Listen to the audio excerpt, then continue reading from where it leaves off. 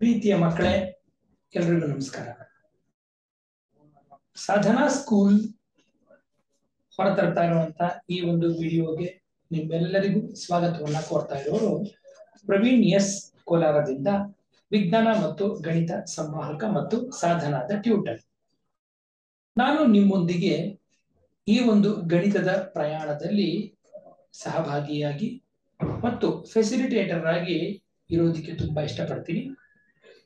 ಇವತ್ತು ನಾವು ಗಣಿತದ ಪಾಠಗಳನ್ನ ಪ್ರಾರಂಭ ಮಾಡೋದಕ್ಕೆ ಏನೆಲ್ಲ ಪೂರ್ವ ಅಗತ್ಯತೆಗಳು ಬೇಕು ಅಂತ ನೋಡ್ತಾ ಹೋಗೋಣ. ಬನ್ನಿ, ಸಾಧನಾ ಸ್ಕೂಲ್ ನ SSLC ಗಣಿತಕ್ಕೆ ನಿಮ್ಮೆಲ್ಲರಿಗೂ ಸುಸ್ವಾಗತ.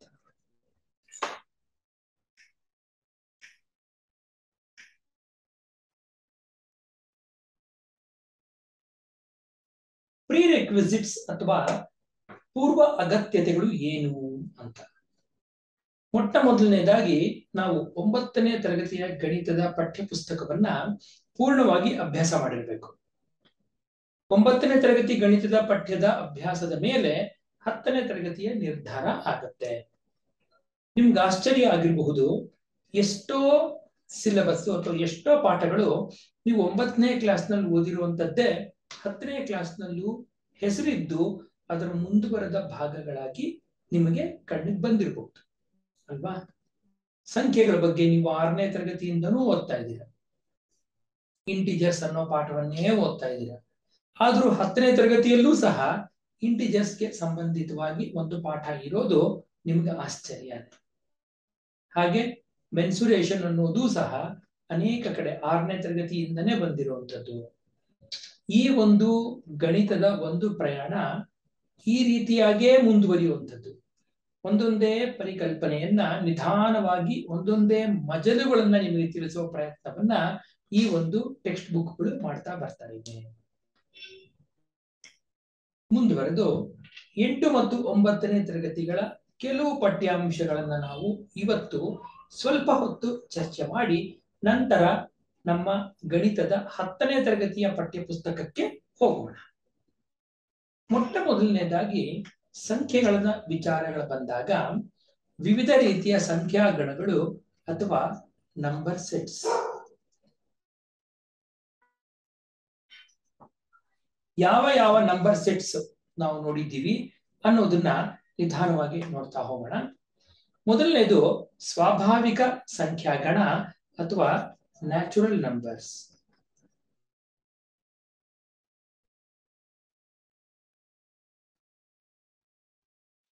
ನ್ಯಾಚುರಲ್ ನಂಬರ್ ಸೆಟ್ ನ ನಾವು n ಅಂತ ಗುರುತಿಸ್ತೀವಿ ಮತ್ತು ಅದು ಪ್ರಾರಂಭ ಆಗೋದು 1, 2, 3.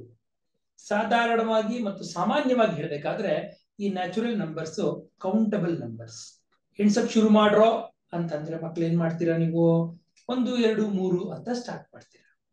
ಹಾಗಾಗಿ ನ್ಯಾಚುರಲ್ ನಂಬರ್ಸ್ ಸ್ವಾಭಾವಿಕವಾಗಿ ಬರುವಂತಹ ಸಂಖ್ಯೆಗಳು, ಸ್ವಾಭಾವಿಕ ಸಂಖ್ಯೆಗಳು 1, 2, 3 ಇದು ಮುಂದುವರೆದ ಗಣವಾಗಿದೆ. ಮತ್ತು ಅನ್ಕೌಂಟಬಲ್ ನಂಬರ್ಸ್, ಎಷ್ಟು ಬೇಕಾದ್ರೂ ನೀವು ಇದಕ್ಕೆ ಅಂಕೆಗಳನ್ನ ಸೇರಿಸ್ತಾ ಹೋಗಬಹುದು.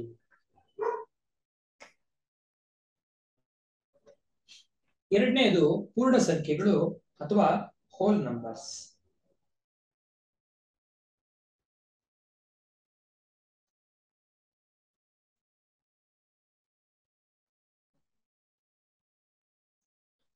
ಇದನ್ನ ನಾವು ಪೂರ್ಣ ಸಂಖ್ಯೆಗಳು ಅಥವಾ ಹೋಲ್ ನಂಬರ್ಸ್ ಇದನ್ನ ನಾವು ಯಾವ ಅಕ್ಷರದಿಂದ ಗುರುತಿಸ್ತೀವಿ? W ಅನ್ನೋ ಒಂದು ಅಕ್ಷರದಿಂದ ಗುರುತಿಸ್ತೀವಿ ಹೋಲ್ ನಂಬರ್ಸ್. ಇದರ ವಿಶೇಷ ಏನಪ್ಪಾ ಅಂತಂದ್ರೆ,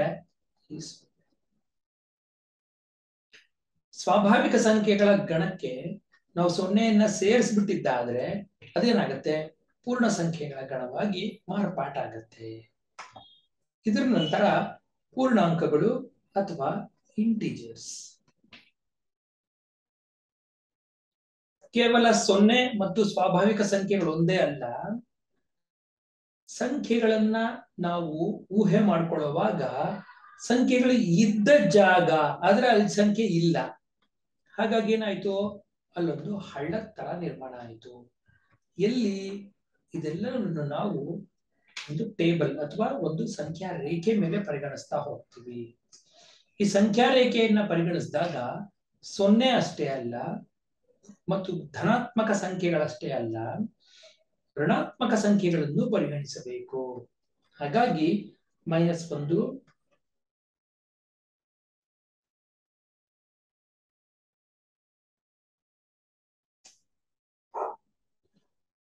ಇಲ್ಲಿನ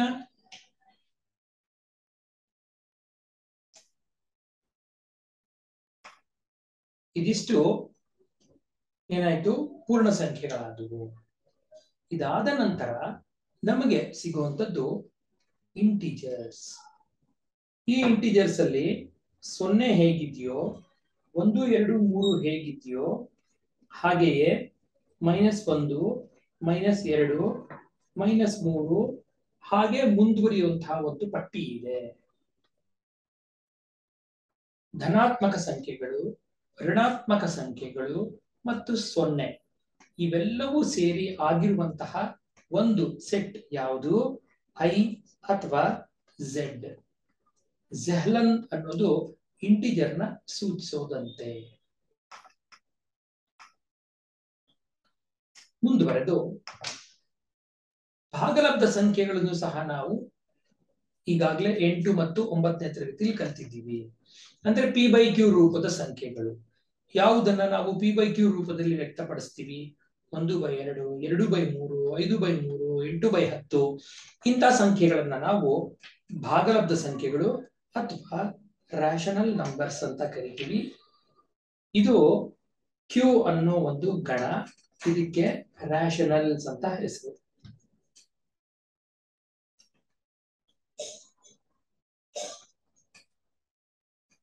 ಹಾಗೆ ಕೆಲವು ಸಂಖ್ಯೆಗಳನ್ನ ನಾವು ಈ ರ್ಯಾಷನಲ್ ನಂಬರ್ಸ್ ನ ಅಡಿಯಲ್ಲಿ ತರಕ್ಕಾಗಲ್ಲ. ಉದಾಹರಣೆಗೆ √2, √5 ಇಂಥ ಸಂಖ್ಯೆಗಳನ್ನ P/Q ರೂಪದಲ್ಲಿ ವ್ಯಕ್ತಪಡಿಸೋದಕ್ಕೆ ಸಾಧ್ಯವೇ ಇಲ್ಲ. ಅಂದ್ರೆ √2 ಅನ್ನೋದು ಯಾವುದೋ ಒಂದು ಸಂಖ್ಯೆಯ ಪೂರ್ಣ ಗುಣಲಬ್ಧ ಅಲ್ಲ. ಇಂಥ ಸಂಖ್ಯೆಗಳನ್ನ ನಾವೇನಂತ ಕರಿತೀವಿ? ಅಭಾಗಲಬ್ಧ ಅಥವಾ ಇರ್ರಾಷನಲ್ ನಂಬರ್ಸ್ ಅಂತ ಕರಿತೀವಿ.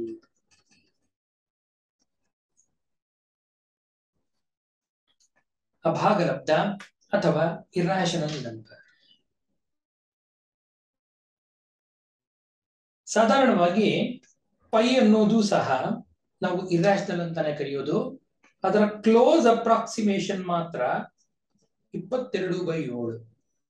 ಆದ್ರೆ 22/7 ಅನ್ನೋದು ಇದರ ಆಂಶಿಕ ರೂಪ ಅಥವಾ ಭಾಗಲಬ್ಧ ರೂಪ ಅಲ್ಲ. ಇದನ್ನ ನಾವು ಕ್ಲೋಸ್ ಅಪ್ರಾಕ್ಸಿಮೇಷನ್ ಅಂತ ಕರಿತೀವಿ ಅಷ್ಟೇ. ಹಾಗಾಗಿ ನೀವು ವಿದ್ಯಾರ್ಥಿಗಳು 22/7 ಅನ್ನೋದು ಫ್ರಾಕ್ಷನ್ ಫಾರ್ಮ್ ಅಲ್ಲಿ ಇದೆ, ಇದನ್ನ ನಾವು ರ್ಯಾಷನಲ್ ಅಂತ ಯಾಕೆ ತಗೋಬಾರ್ದು ಅನ್ನೋ ಒಂದು ಡೌಟ್ ನ ಇಟ್ಕೋಬಾರ್ದು. ಕಾರಣ 22/7 ಅನ್ನೋದು ಇದರ ಕ್ಲೋಸ್ ಅಪ್ರಾಕ್ಸಿಮೇಷನ್ ಮಾತ್ರ. ಪ್ರೀತಿಯ ಮಕ್ಕಳೇ, ಈಗ ಈ ಒಂದು ಎಲ್ಲ ಸೆಟ್ಗಳನ್ನ ನಾವು ಪೂರ್ಣ ಪ್ರಮಾಣದಲ್ಲಿ ನೋಡೋದಾದ್ರೆ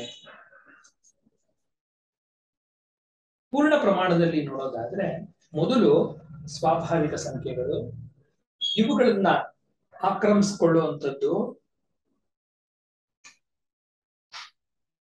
0 ಅನ್ನೋದನ್ನ ಸೇರಿಸಿದಾಗ ಇದೇನಾಯ್ತು? ಹೋಲ್ ನಂಬರ್ಸ್ ಆದವು. ಇದಾದ ನಂತರ ನೆಗೆಟಿವ್ ನಂಬರ್ಗಳನ್ನ ಸೇರಿಸಿದಾಗ ಇದು ಇಂಟಿಜರ್ಸ್ ಆದವು. ರ್ಯಾಷನಲ್ ನಂಬರ್ಸ್ ಸೇರಿಸಿದ್ವಿ, ಅದಾದ್ಮೇಲೆ ರಿಯಲ್ ನಂಬರ್ಸ್ ನ ಸೇರಿಸಿದ್ವಿ, ಇರ್ರಾಷನಲ್ ನ ಸೇರಿಸಿದ್ವಿ. ಇವಿಷ್ಟು ಎಲ್ಲವನ್ನು ಸೇರಿ ನಾವು ರಿಯಲ್ ನಂಬರ್ ಸೆಟ್ ಅಂತ ಕರಿತೀವಿ. ಅಂದ್ರೆ ವಾಸ್ತವ ಸಂಖ್ಯೆಗಳು. ಒಂದು ವೇಳೆ ನಾವು A belongs to R ಅಂತ ಏನಾದ್ರೂ ಲೆಕ್ಕದಲ್ಲಿ ಬರ್ದಿದ್ದಾದ್ರೆ R ಅನ್ನೋ ಒಂದು ಗಣಕ್ಕೆ ಸೇರಿದೆ ಅಂತ ಹೇಳಿರುವಂತಹ ಈ ಒಂದು ಗಣಾಂಶ A ಅನ್ನೋದು 0 ಆಗಬಹುದು, A ಅನ್ನೋದು ಒಂದು ಭಿನ್ನ ರಾಶಿ ಆಗಬಹುದು, A ಅನ್ನೋದು ಒಂದು ಋಣಾತ್ಮಕ ಸಂಖ್ಯೆ ಆಗಬಹುದು, A ಅನ್ನೋದು ಒಂದು ಅಭಾಗಲಬ್ಧ ಸಂಖ್ಯೆಯೂ ಆಗಬಹುದು. ಇವೆಲ್ಲಾ ಸಾಧ್ಯತೆಗಳನ್ನು ನಮಗೆ ತೆರೆದಿಡೋ ಅಂತ ಒಂದು ಗಣವೇ ರಿಯಲ್ ನಂಬರ್ ಸೆಟ್.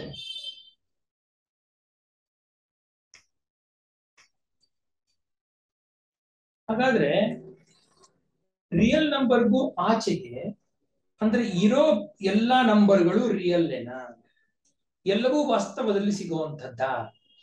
ವಾಸ್ತವದಲ್ಲಿ ನಮಗೆ ಅಂದ್ರೆ XY ಪ್ಲೇನ್ ನಾವೇನಂತ ಕರಿತೀವಿ, X ಅಕ್ಷಾಂಶ ಮತ್ತು Y ಅಕ್ಷಾಂಶದ ಈ ಪ್ಲೇನ್ಗೆ ನಿಲುಕುವಂತ ಸಂಖ್ಯೆಗಳನ್ನ ಮಾತ್ರ ನಾವು ರಿಯಲ್ ನಂಬರ್ಸ್ ಅಂತ ಕರಿತೀವಿ. ಮುಂದಿನ ಪ್ರಶ್ನೆ ನಿಮಗೆ ಬಂದೇ ಬರುತ್ತೆ, ಹಾಗಾದ್ರೆ ಈ XY ಸಮತಲಕ್ಕೆ ಅಂದ್ರೆ ನಿರ್ದೇಶಾಂಕ ರೇಖಾಗಣಿತದಲ್ಲಿ ಬರುವಂತಹ ಈ XY ಸಮತಲಕ್ಕೆ ಮೀರಿದ ಸಂಖ್ಯೆಗಳು ಇವೆಯೇ? ಖಂಡಿತವಾಗೂ ಇವೆ. ಇದು ಇದಕ್ಕೆ ಉತ್ತರ. ಹಾಗಾದ್ರೆ ಅಂತ ನಂಬರ್ನ ಏನಂತ ಕರಿಬೇಕು ನಾವು? ಅಂತ ನಂಬರ್ನ ನಾವೇನಂತ ಕರಿತೀವಿ? ಇಮ್ಯಾಜಿನರಿ ನಂಬರ್ಸ್ ಅಂತ ಕರಿತೀವಿ. ನಮ್ಮ ಇಡೀ ಪ್ರಪಂಚದ ಸಂಖ್ಯೆಗಳನ್ನ ನಾವು ವಿಭಾಗ ಮಾಡೋದಾದ್ರೆ ಒಂದು ರಿಯಲ್ ನಂಬರ್ಸು, ಇನ್ನೊಂದು ಕಾಂಪ್ಲೆಕ್ಸ್ ನಂಬರ್ಸು ಅಥವಾ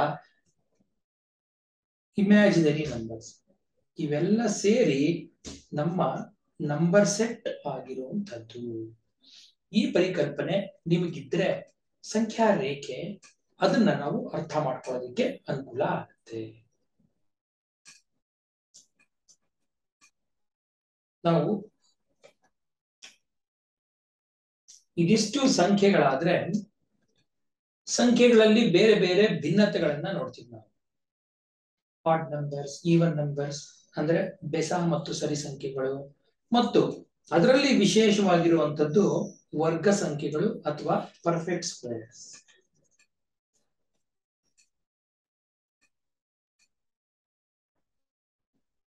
ಇಲ್ಲಿ ನಿಮಗೆ 1 ರಿಂದ 20ರವರೆಗಿನ ವರ್ಗಗಳ ಸಂಖ್ಯೆಗಳ ಉತ್ತರವನ್ನ ಕೊಡಲಾಗಿದೆ. ಈ ವರ್ಗ ಸಂಖ್ಯೆಗಳು ಮತ್ತು ಮುಂದಿನ ಹಂತದಲ್ಲಿ 25ರವರೆಗೂ ನಾವು ವರ್ಗ ಸಂಖ್ಯೆಗಳನ್ನ ಕೊಟ್ಟಿದ್ದೀವಿ. ನಿಮ್ಮ ಇಮಿಡಿಯೇಟ್ ಕೆಲಸ ಏನಪ್ಪಾ ಅಂತಂದ್ರೆ 1 ರಿಂದ 25, 1 ರಿಂದ 25ರ ಎಲ್ಲ ಸಂಖ್ಯೆಗಳ ವರ್ಗ ನಿಮಗೆ ಗೊತ್ತಿರಬೇಕು. ಇದನ್ನ ನೀವು ಬೈಹಾರ್ಟ್ ಮಾಡ್ತಿರೋ ಅಥವಾ ಹೇಗ್ ನೆನ್ಪಿಟ್ಕೋತಿರೋ ಗೊತ್ತಿಲ್ಲ, ಒಟ್ಟಲ್ಲಿ 1 ರಿಂದ 25ರವರೆಗಿನ ವರ್ಗಗಳು ನಿಮಗೆ ಬಾಯಿಗೆ ಬರಬೇಕು. ಅದಷ್ಟೇ ಅಲ್ಲದಿರ ಈ 1 ರಿಂದ 25 ವರ್ಗಗಳನ್ನ ನೀವು ಎಲ್ಲಿ ನೋಡ್ತೀರಿ? ಒಂದು ಟೇಬಲ್ ಅಲ್ಲಿ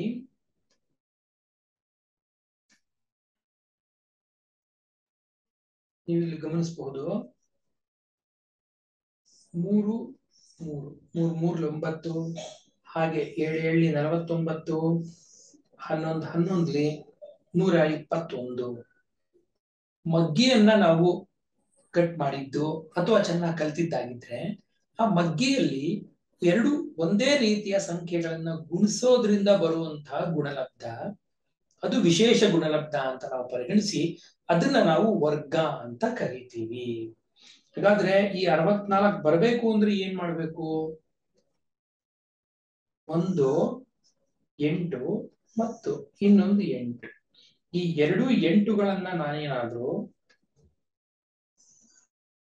8 2 8ಗಳನ್ನ ನಾನು ಗುಣಿಸಿದ್ದಾದ್ರೆ ನನಗೆ 64 ಬರುತ್ತೆ ಅನ್ನೋ ಪರಿಕಲ್ಪನೆಗೆ ಈ ವರ್ಗ ಸಂಖ್ಯೆಗಳು ನಿಂತುಕೊಳ್ಳುತ್ತವೆ.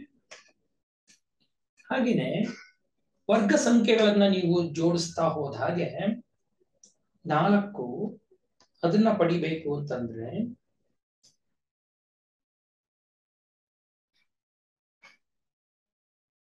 ನಾಲ್ಕನ್ನ ಪಡೆಯೋದಿಕ್ಕೆ 2 ಸ್ಕ್ವೇರ್ ಅಥವಾ 2 ಇಂಟು 2, ಅಡ್ಡ ಸಾಲಲ್ಲಿ 2, ಕಂಬ ಸಾಲಲ್ಲಿ 2 ಅಂಕಿಗಳನ್ನ ಅಥವಾ ಯಾವ್ದಾದ್ರು ಒಂದು ವಸ್ತುವನ್ನ ನೀವು ಜೋಡಿಸಿದ್ದಾದ್ರೆ ಇದು ವರ್ಗ ರೂಪದಲ್ಲಿ ನಿಂತುಕೊಳ್ಳುತ್ತೆ.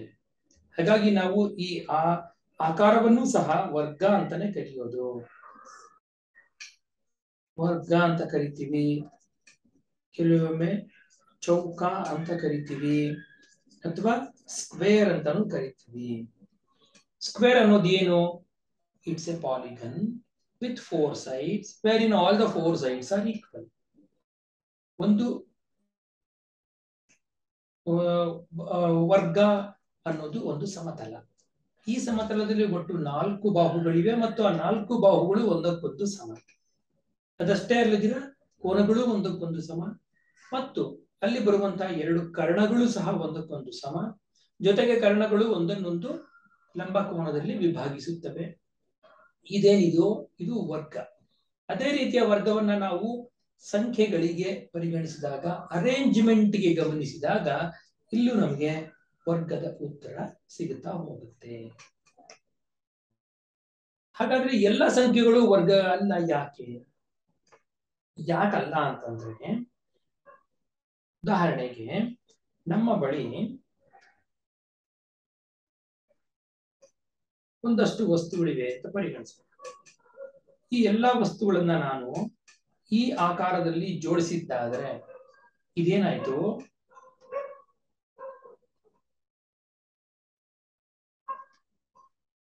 ಈ ರೀತಿಯಾಗಿ 2, ಈ ರೀತಿಯಾಗಿ 3 ಸಿಕ್ಕದು. ಒಟ್ಟಾರೆಯಾಗಿ ಇಲ್ಲಿ ಇರುವಂತ ವಸ್ತುಗಳು ಎಷ್ಟು? 6. ಇದನ್ನ ನಾನೇನು ಮಾಡಿದೆ? 2 ಮತ್ತು 3ರ ರೂಪದಲ್ಲಿ ಜೋಡಿಸಿದೆ. ಹಾಗೆಯೇ ಇದನ್ನ ನಾನು ಈ ರೀತಿಯಲ್ಲೂ ಜೋಡಿಸಬಹುದಾಗಿತ್ತು.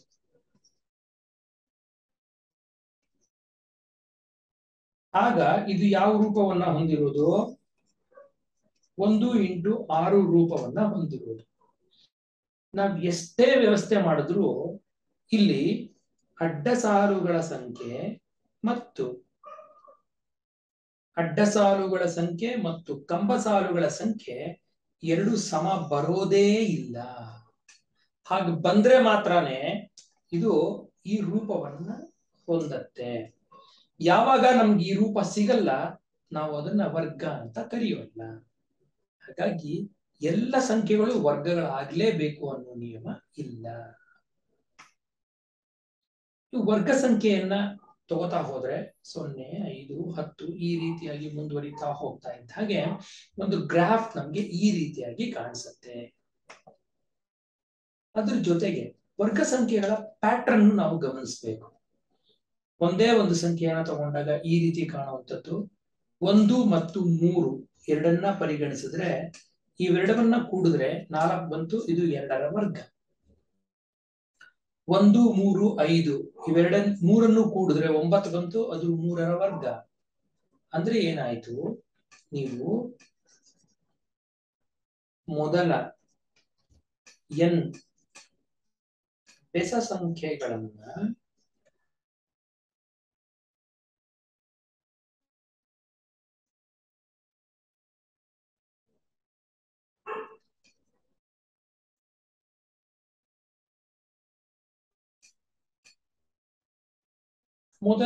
n ಬೆಸ ಸಂಖ್ಯೆಗಳನ್ನ ಪರಿಗಣಿಸಿ ಅದೆಲ್ಲವನ್ನು ಕೂಡಿದ್ರೆ ನಿಮಗೆ ಸಿಗುವಂಥದ್ದು n².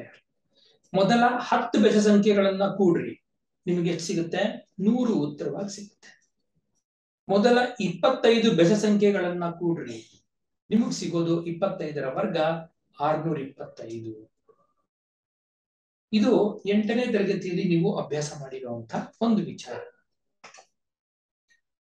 ಸ್ಕ್ವೇರ್ ಗೊತ್ತಾದ್ಮೇಲೆ ಸ್ಕ್ವೇರ್ ರೂಟ್ ಸಹ ಗೊತ್ತಾಗ್ಬೇಕು. ಈ ಸ್ಕ್ವೇರ್ ರೂಟ್ ನ ಕಂಡುಹಿಡಿಯೋದಿಕ್ಕೆ ನಮ್ಮ ಬಳಿ 2 ವಿಧಾನಗಳಿವೆ. ಒಂದೇನು ಫ್ಯಾಕ್ಟರೈಸೇಷನ್ ಅಥವಾ ಅಪವರ್ತನ.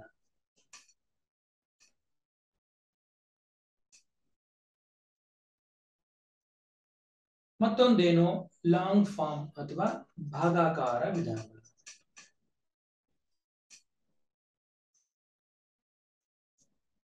ಈ 2 ವಿಧಾನಗಳನ್ನ ನೀವು ಕಲ್ತಿರ್ಬೇಕಾಗತ್ತೆ.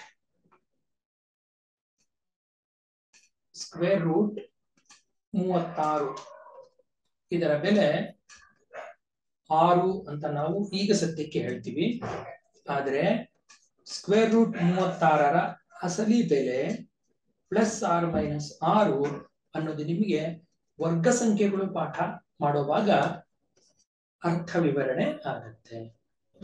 ಹಾಗೆ ಒಂದು ದೊಡ್ಡ ಸಂಖ್ಯೆ ಕೊಟ್ಟರು ಅಂತ ಅನ್ಕೊಳ್ಳಿ, 1225. ಇದನ್ನ ನೀವು ಅಪವರ್ತನ ವಿಧಾನದಲ್ಲಾದ್ರೂ ವರ್ಗಮೂಲ ಕಂಡುಹಿಡಿಯೋದಿಕ್ಕೆ ವ್ಯವಸ್ಥೆ ಮಾಡಬಹುದು ಅಥವಾ ಭಾಗಾಕಾರದ ವಿಧಾನದಲ್ಲಾದ್ರೂ ಆಗಬಹುದು. ಆದ್ರೆ ಯಾವುದು ಹೆಚ್ಚು ಸೂಕ್ತ ಅಂತ ಅನ್ನೋದಾದ್ರೆ ಈ ಭಾಗಾಕಾರ ವಿಧಾನ ಏನಿದೆ ಇದು ಎಲ್ಲಕ್ಕೂ ಅನ್ವಯವಾಗುವಂಥದ್ದು. ಹಾಗಾಗಿ ಭಾಗಾಕಾರ ವಿಧಾನ ಬೆಸ್ಟ್ ಮೆಥಡ್.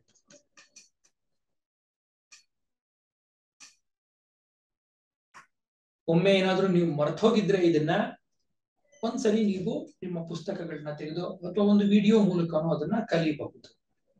ಭಾಗಾಕಾರ ವಿಧಾನ ಇದು ಯಾತಿಗ್ ಬೇಕು? ಈಗ ಸದ್ಯಕ್ಕೆ ನಿಮಗೆ ಬೇಕಾಗದೇ ಇರಬಹುದು, ಆದ್ರೆ ವರ್ಗ ಸಂಖ್ಯೆಗಳು, ವರ್ಗ ಸಮೀಕರಣಗಳು, ಈ ವರ್ಗ ಸಮೀಕರಣಗಳನ್ನ ಅರಿಥಮೆಟಿಕ್ ಪ್ರೋಗ್ರೆಷನ್, ಸಮಾಂತರ ಶ್ರೇಣಿ, ವರ್ಗ ಸಮೀಕರಣವನ್ನ ನಾವು ಟ್ರಿಗ್ನೋಮೆಟ್ರಿ, ತ್ರಿಕೋನಮಿತಿ ಶಾಸ್ತ್ರ, ಇದೇ ವರ್ಗ ಸಮೀಕರಣವನ್ನ ನಾವು ಮೆನ್ಸುರೇಷನ್ ಪಾಠ, ಸಾಲಿಡ್ಸ್ ಪಾಠ, ಇದರಲ್ಲಿ ಎಲ್ಲಾ ಕಡೆನೂ ನಾವು ಬಳಸ್ತೀವಿ. ಅಲ್ಲಿ ನಮಗೆ ವರ್ಗಮೂಲಗಳನ್ನ ಕಂಡುಹಿಡಿಬೇಕಾಗಿರುವಂತಹ ಪ್ರಮೇಯಗಳು ಬರುತ್ತೆ. ಹಾಗಾಗಿ ಭಾಗಾಕಾರ ವಿಧಾನವನ್ನ ಮೊದಲು ತಿಳ್ಕೋಬೇಕಾದ್ದು ಮಹತ್ವ. ವರ್ಗ ಸಂಖ್ಯೆಗಳು ಇಷ್ಟ ಆದ್ರೆ ಘನ ಸಂಖ್ಯೆಗಳ ಬಗ್ಗೆ ನಿಮಗೆ ನಾಲೆಡ್ಜ್ ಇರಬೇಕು. 1ರ ಘನ ಎಷ್ಟು, 4ರ ಘನ ಎಷ್ಟು, 10ರ ಘನ ಎಷ್ಟು ಅನ್ನೋದು 1ರಿಂದ 10ರವರೆಗಿನ ಘನಗಳನ್ನ ಮೊದಲು ನೀವು ಕಂಠಸ್ಥ ಮಾಡ್ಕೊಳ್ಳಿ. ಯಾವ ಘನ ಸಂಖ್ಯೆಯನ್ನ ಕೇಳಿದ್ರು ನಿಮ್ಗೆ ಉತ್ತರ ಬರಬೇಕು. ಇದು ನಮ್ಗೆ ಎಲ್ಲಿ ಬೇಕಾಗತ್ತೆ ಅಂತ ನೀವು ಕೇಳಿದ್ರೆ ನಮ್ಮ 15ನೇ ಪಾಠಕ್ಕೆ ಇದು ಬೇಕಾಗಿದೆ. ಮುಖ್ಯವಾಗಿ ಮೆನ್ಸುರೇಷನ್ ಪಾಠಕ್ಕೆ ಇದು ಬೇಕಾಗಿದೆ. ಇದು ಎಲ್ಲದಕ್ಕೂ ಇಂಪಾರ್ಟೆಂಟ್ ಆಗಿರುವಂತದ್ದು ಸಮೀಕರಣಗಳನ್ನ ಬಿಡಿಸುವಂಥದ್ದು. ಒಂದು ಸಮೀಕರಣ ಅಂದ್ರೆ ಏನು? ಯಾವುದೇ ಒಂದು ಚರಾಕ್ಷರದ ನಿಬಂಧನೆಗೆ ಸಮೀಕರಣ ಅಂತ ಕರೀತೀವಿ. ಅಂದ್ರೆ A condition for A variable ಅಂತ. ಅಂದ್ರೆ ನಿಮ್ಗೆ ಸಾಧಾರಣವಾಗಿ ax + b = 0 ಅನ್ನೋ ಒಂದು ಸಮೀಕರಣ. ಇದು ರೇಖಾತ್ಮಕವಾಗಿರುವುದು. ಇದು ಯಾಕೆ ರೇಖಾತ್ಮಕ ಆಯಿತು ಅಂತಂದ್ರೆ ಇಲ್ಲಿರುವಂತಹ x ನ ಪವರ್ 1 ಆಗಿರೋದ್ರಿಂದ. ಉದಾಹರಣೆಗೆ x + 8 = 10. ಹಾಗೆ ವರ್ಗ ಸಮೀಕರಣ ಅಂತಂದ್ರೆ ಗರಿಷ್ಠ ಘಾತ 2 ಇಲ್ಲಿದೆ ನೋಡಿ. x ನ ಘಾತ 2, x² + 5x + 6 = 0 ಅಂತ ಬರುವಾಗ ಒಂದು ಸಮೀಕರಣ ಬಂದ ತಕ್ಷಣ ಇದರ ಮೂಲ ಕಂಡುಹಿಡಿಯುವಂತಹ ವಿಧಾನ ನಮಗೆ ಗೊತ್ತಿರಬೇಕು.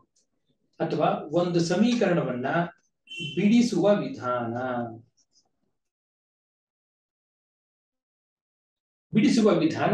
ನಮಗ್ ಗೊತ್ತಿರಬೇಕು. ಅದರಲ್ಲೂ ರೇಖಾತ್ಮಕ ಸಮೀಕರಣಗಳನ್ನ ಈಗಾಗಲೇ ನಾವು 8 ಮತ್ತು 9ನೇ ತರಗತಿಯಲ್ಲಿ ಬಿಡಿಸೋ ವಿಧಾನ ಹೇಗೆ, ಅದಕ್ಕೆ ಎಷ್ಟು ಮೂಲಗಳಿರುತ್ತೆ ಅನ್ನೋದನ್ನ ಕಲ್ತಿದ್ದೀವಿ. ಅದ್ರ ಜೊತೆಗೆ ಈ ರೇಖಾತ್ಮಕ ಸಮೀಕರಣಗಳನ್ನ ಇದರ ನಕ್ಷೆಯನ್ನ ನೀವು 10ನೇ ತರಗತಿಯ ಈ ತರಗತಿಯ ಪಾಠದಲ್ಲಿ ಸಹ ಬಿಡಿಸೋರಿದ್ದೀರಾ. ವರ್ಗ ಸಮೀಕರಣಗಳು ಬಂದಾಗ ಹೆಚ್ಚಿನ ವಿವರಗಳನ್ನ ನಾನು ಅಲ್ಲಿ ನಿಮ್ ಜೊತೆಗೆ ಹಂಚ್ಕೋತೀನಿ.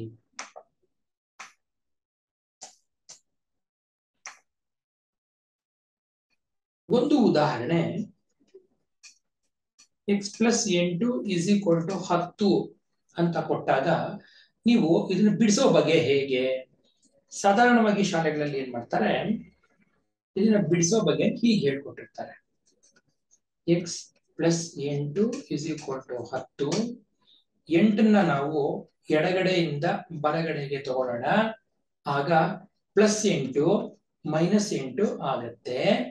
ಆಗೇನಾಯ್ತು, x = 10 - 8, x = 2 ಅನ್ನೋ ಉತ್ತರ ಬರುತ್ತೆ ಅಂತ ಹೇಳ್ಕೊಟ್ಟಿರ್ತಾರೆ. ಇದು ಖಂಡಿತವಾಗ್ಲೂ ನಿಜವೇ, ತಪ್ಪೇನೂ ಇಲ್ಲ ಇದರಲ್ಲಿ. ಆದ್ರೆ ದೊಡ್ಡ ತೊಂದರೆ ಏನಪ್ಪಾ ಅಂತಂದ್ರೆ ಇಲ್ಲಿ ಒಂದು ಸ್ಟೆಪ್ ನ ನಾವು ಸ್ಕಿಪ್ ಮಾಡಿದ್ದೀವಿ.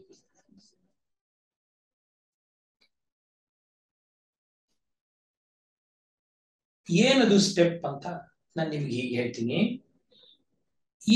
ಇದರಿಂದ ಏನಪ್ಪ ತೊಂದರೆ ಏನಾಗತ್ತೆ ಅಂತಂದ್ರೆ, ಒಂದು ಮಗುಗೆ 8x = 10 ಅನ್ನೋ ಪ್ರಶ್ನೆ ಕೊಟ್ಟಾಗ್ಲೂ ಆ ಮಗು x = 10 - 8 ಅಂತಾನೆ ಬರೆಯುತ್ತೆ. ಕಾರಣ ಏನು? ಇಲ್ಲೂ ಅಷ್ಟೇ 8ನ್ನ ಎಡಗಡೆಯಿಂದ ಬಲಗಡೆಗೆ ತಳ್ಳಿದೆ.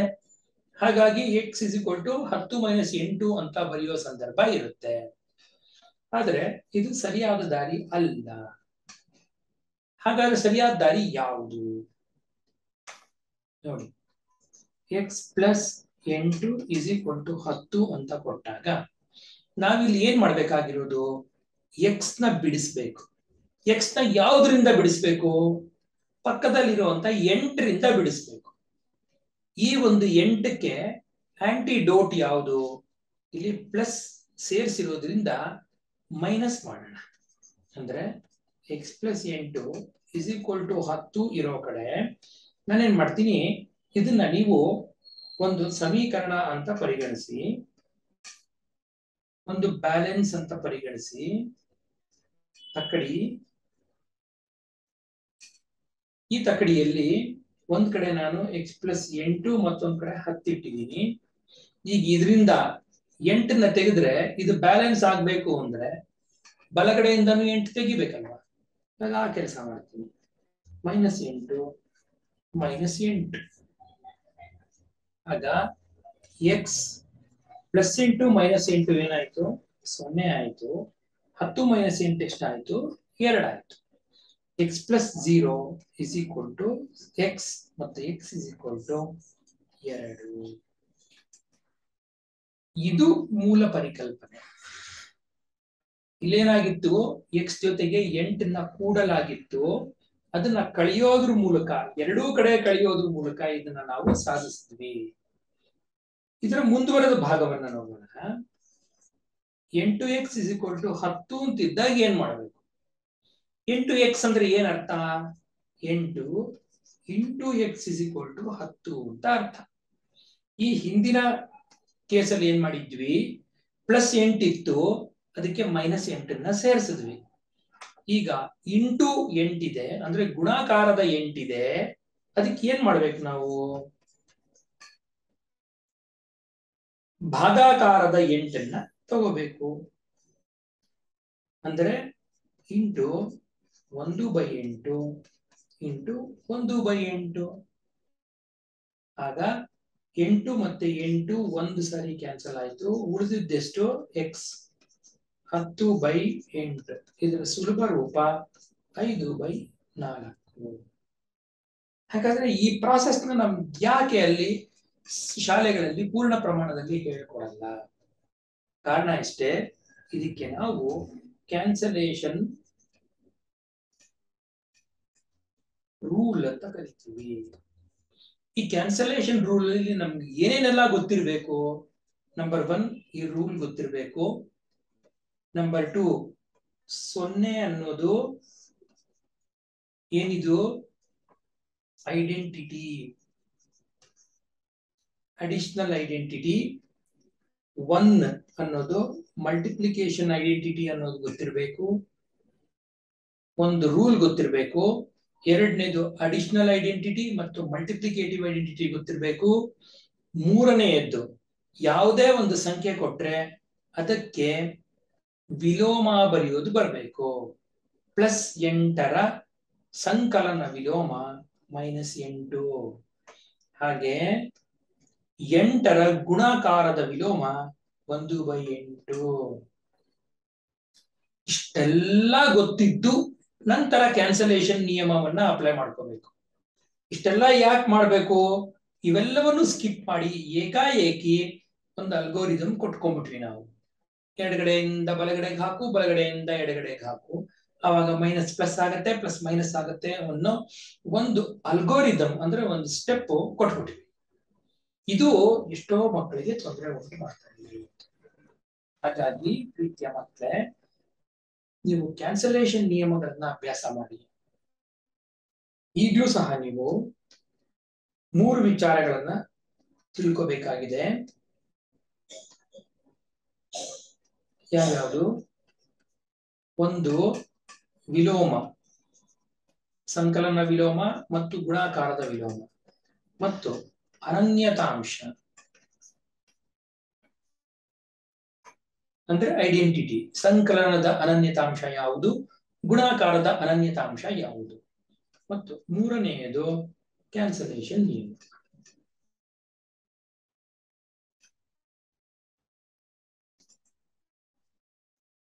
ಇವಿಷ್ಟನ್ನು ನೀವು ತಿಳ್ಕೊಂಡಿದ್ದಾದ್ರೆ ಯಾವುದೇ ರೀತಿಯ ಸಮೀಕರಣವನ್ನ ನೀವು ತುಂಬಾ ಕಾನ್ಫಿಡೆನ್ಸ್ ಇಂದ ಬಿಡಿಸಬಹುದು. ಇದಿಷ್ಟನ್ನ ನೀವು ಅಭ್ಯಾಸ ಮಾಡ್ತೀರಾ ಅಂತ ಹೇಳ್ತಾ ಇಲ್ಲಿಗೆ ಈ ಒಂದು ಸೆಷನ್ ನಾವು ಮುಗಿಸೋಣ. ಮುಂದಿನ ಸೆಷನ್ ನಲ್ಲಿ ಮೊಟ್ಟ ಮೊದಲ ಪಾಠವಾದ ಅರಿಥಮೆಟಿಕ್ ಪ್ರೋಗ್ರೆಷನ್ ಅಥವಾ ಸಮಾಂತರ ಶ್ರೇಣಿಗಳನ್ನ ನಾವು ಪರಿಗಣಿಸ್ತಾ ಹೋಗೋಣ. ಧನ್ಯವಾದಗಳು. ನಮಸ್ತೆ.